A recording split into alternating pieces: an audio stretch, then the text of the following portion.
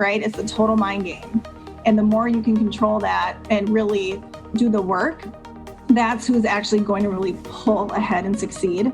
And so that's a complete parallel between sports and law. I think anyone that is a high performer, no matter what industry that they're in, you have to get your head game right. You're listening to the Legal Mastermind Podcast with your hosts Ryan Klein and Chase Williams, the go-to podcast for learning from the experts in the legal community about effective ways to grow and manage your law firm. Today on the Legal Mastermind Podcast, we have Julie Henson. She is currently the Director of Client Development and Marketing at Briggs and Morgan, but soon to be the Chief Client Officer at Taft when the firms are eventually merging together, I believe, in early 2020. Right, Julie? Yep, the first of the year. Awesome. So Julie's background really is focused on coaching, client development, strategic planning, succession planning, just really focused on coaching. Do you want to give us a quick little background on your experience? I know you worked previously with the NFL and the NBA. I'm sure a lot of lawyers always get excited about that. Yes. Yeah, they do. Yeah. So I started my career working in law firms, and one of the attorneys that I worked with represented professional athletes. And I've always been a huge fan of sports, and I grew up with a bunch of brothers. And so it was really easy for me to kind of jump in and start representing athletes with him. And I started off in the NFL and the NBA for about 4 years. And then I actually represented players on the PGA Tour for about 8 years. And a lot of the work that I did with the athletes was trying to help them transition from being the best of the best all through their lives, through school, when they go to college, and then all of a sudden they get drafted and plucked out of their little fishbowl and really needed to learn how to adapt and how to function as being a small fish in a big pond now. So I really had to coach them on how to, make an impact and keep their head together so they could actually perform on the field. And so when that translates to going into law and working with attorneys, they are not taught in law school how to relate to others and to relate in new scenarios. And so if they're not in the courtroom, they don't really know how to talk to their clients in a way that means something. So when I made the transition into the legal world, the techniques that I used for my athletes thankfully worked out really well in the law firm world. And I was able to impact a lot of lawyers and improve their careers and improve their book of business. And I've loved every second of it. Ryan's here too, so. Yeah. And Ryan's loving this the most because he's the big sports guy. So my first question is, you're working internally, you have this background in sports marketing, and now you're working with lawyers. And before we get into the parallels between sports and legal, when you're doing coaching internally, are you kind of getting young lawyers fresh out of law school off the ground and adapting to a new environment and being early adopters of great habits? Or are you kind of working also with lawyers that have been at it for a bit, but have adopted maybe bad habits and need coaching, even though they've been practicing law for a long time? Great question. So when I came over to Briggs about 2.5 years ago, I was really brought in as an executive coach to work with the leaders of the firm and to work with the attorneys in their mid-40s, early 50s, the attorneys that were going to be the future of the firm, to really help develop them. So I was able to gain influence by making impact to the managing partner, attorneys on the board of directors, and started to coach the ones that were the next generation of folks that we wanted to lift up. And so I took a very strategic approach in trying to change the behaviors of the leadership so then that they can be good leaders for the attorneys that are rising up underneath them. Before we got on this call, I know you mentioned you put together 8 different competencies that you sort of run each lawyer through. Mm-hmm. Do you want to give us an overall breakdown of those competencies? Yeah. So what I have found in the 20 years that I've been doing this is that it's not technically about your IQ. It's really about your EQ. And attorneys really haven't developed. Obviously, that's not taught in law school. I really hope that they start to do that, because the sooner you can start to ask yourself these questions, I think the better off you'll be. But so I really start off with confidence. I'll always ask attorneys, what is your inner dialogue personally and professionally? A lot of folks, like I said, if they're in the courtroom, they can do whatever they need to do. But if you put them into a room with a bunch of potential clients that they don't know. They don't even know how to introduce themselves. Their confidence just is super low. And so we need to kind of get an indication about why their confidence is so low and how we can help them improve that. So that's the first one. The other one is drive. Like, how much are you invested in making an impact? A lot of folks just want to work for others and they like to be told what to do. I like to work with the attorneys about how do they want to develop their own practices and get engaged in what they're doing. The third one is empathy. Do attorneys care how they impact others? I've worked with a lot of senior attorneys that, their mindset is, well, you know what, I had to do this when I was younger, so therefore you have to do that. And I think that they kind of shoot themselves in the foot when they're trying to develop good talent. And you really have to teach attorneys or put yourself in somebody's shoes and say, hey, if I could do this, what would I do differently? But to have that empathy card out all the time is very helpful.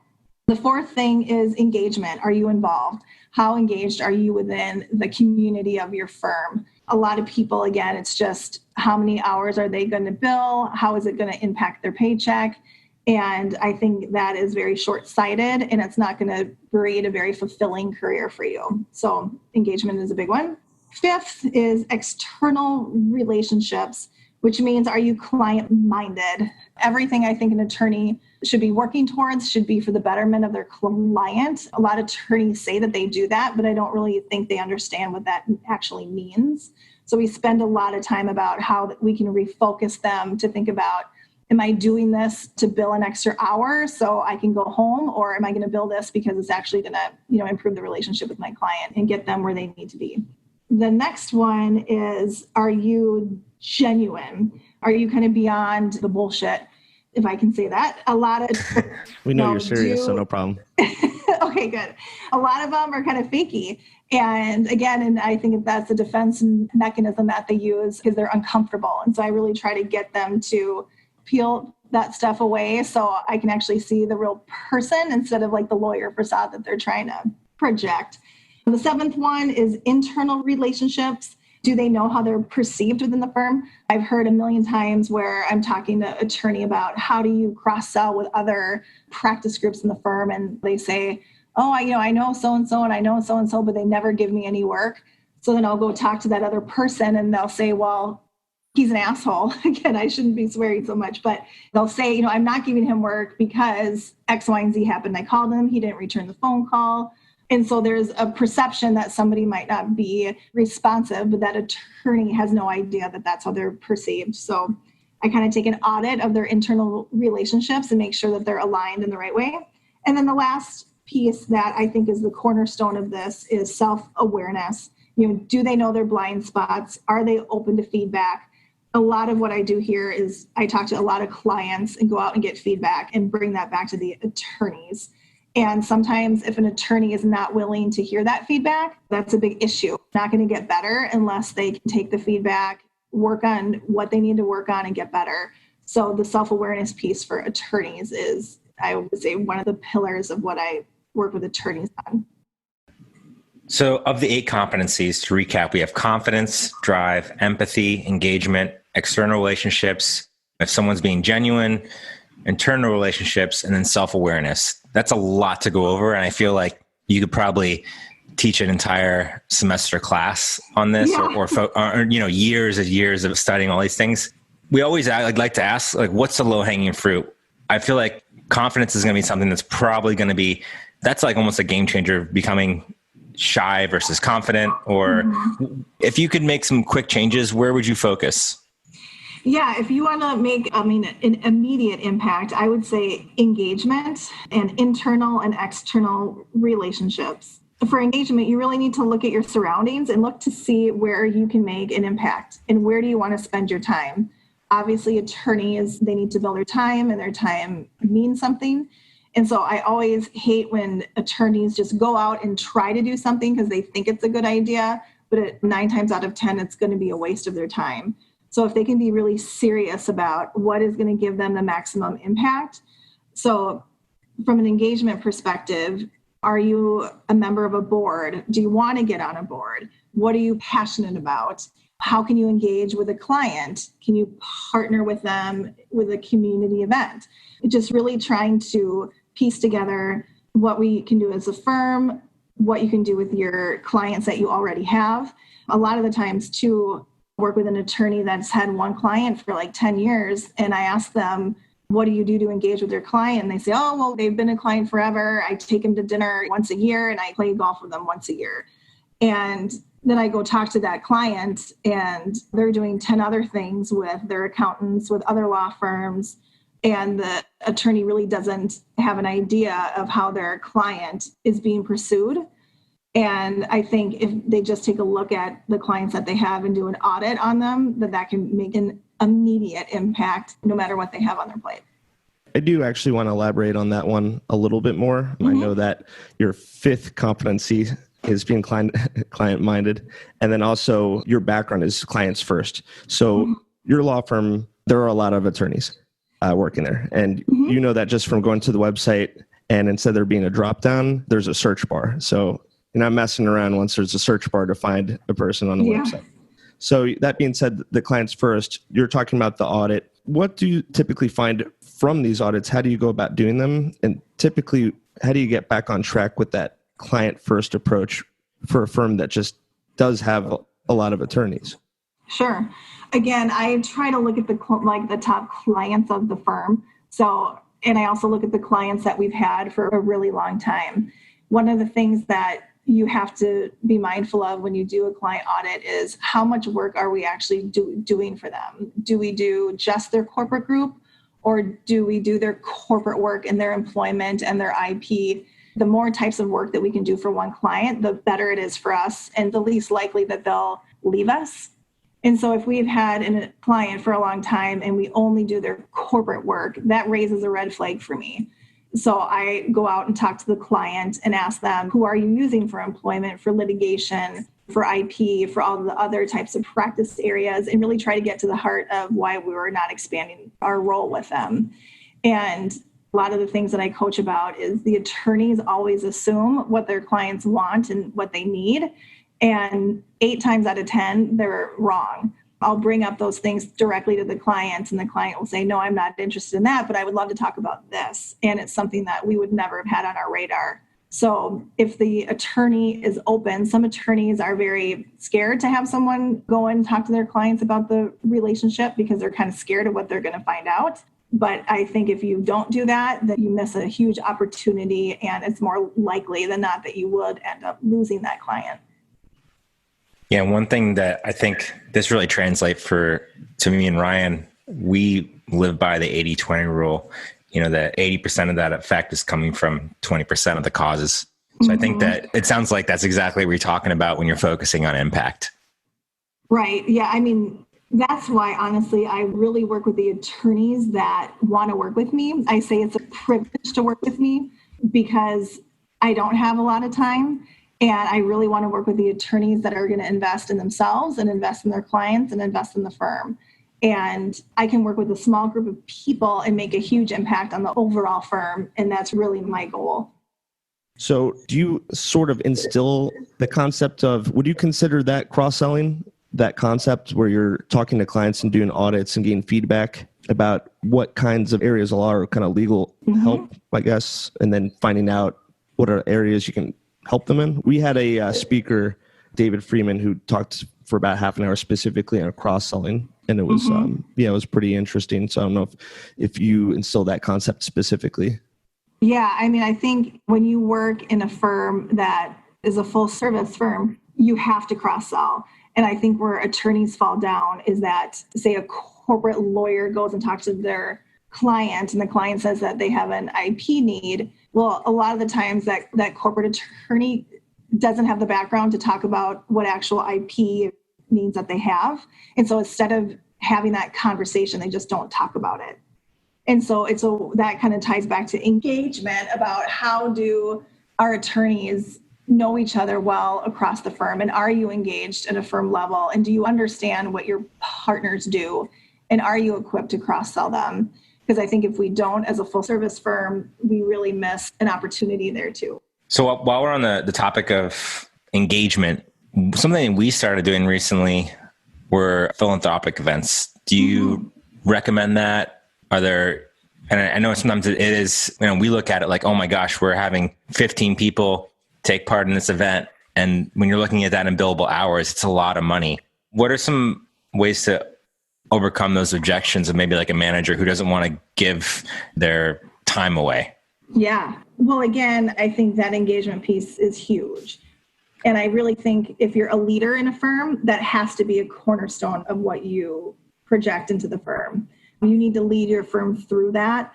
I think there's two things that have to happen. One is attorneys have to do things that they are passionate about. Don't just sign up for a board or do something that you don't really care about, because ultimately, long term, you're not going to show up to the meetings. You're not going to engage the way that you should, and it ultimately will be a waste of time. So unless you love it, do not do that. The other thing is I always look to our clients and see what they're engaged with and see what they support, and go to the client and say, hey, I really know that you do a lot of work with Habitat for Humanity or whatever the organization may be, and partner with them. So go say you want to go build a house with them that day, and now you're spending the entire day or half a day with a client one-on-one and developing that deeper relationship. So anytime you can partner with a client or do something that you love, you need to make that time to do it. Let's just get into the part that we really want to talk about, which is the sports parallels. Yeah, sure. I'm joking. No, this has all been good up leading at this point, but especially I think we'd be remiss if we didn't kind of draw from your background in sports marketing and talk about how that carries over to what you're doing now. So what can we learn from the Vikings, the Wild, Timberwolves, and the Twins that we thought were going to go a little bit further in the playoffs? Yeah, I know. That was so sad. So I think, well, there's two different ways, because now I'm working with these organizations from a business perspective, which is different from the athlete perspective. But the parallels that I have found is, I think, to being a woman in sports, a thing that is pretty cool, because there's not a lot of them there, and there sure weren't a lot of them when I started. So that's just, it's great to have more women involved in sports and in law. Okay, so what I loved about being in sports and working with the athletes is how they are so talented and they have so much potential and they know how to focus so well. And you take them out of their element and you do something new. And the ones that succeed are the ones that can adapt and focus and, again, try something new. And the same thing with attorneys. They are very smart. They know what they know. And once they get in a situation that is different and new, they fall apart. And so when I think about the time when I worked with golfers, we see it all the time. One round can be amazing and the next round can be horrible. And it's not their athleticism, but it's their mind, right? It's a total mind game.